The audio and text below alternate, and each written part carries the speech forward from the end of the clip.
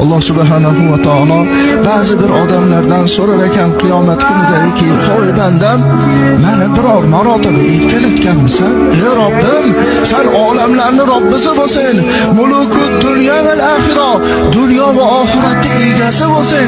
Qanday seni erkalatiladi?" Shunda Alloh taolo aytar ekanki, "Meni 99 ta ismi sifatim bor. Shu 99 ta ismi sifatimni hech bo'lmasa 10 tasini aytganingda edi, men erkalanardim." Ben erkalanardim. Necha yil umr kechirding? 70 yil, 80 yil umr kechiribman.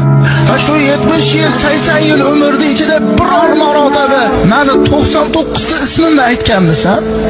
Hech bo'lmasa 10 tasini aytganmisan? 70 yil umr kechiribsan. Agar sen menga hech bo'lmasa 99 ta ismi sifatimdan 10 tasini bo'lsa ham aytib, "Ey Robbim, ber" deganingda, men erkalanib farishtalarga aytardim, "O bandamni qaragin, bir maqsadi bor ekan, mendan bir so'rashligi bor ekanki, ismlarimni aytib turibdi, guvoh bo'linglar, nima so'rasa beraman" deb Alloh taolo turib olar.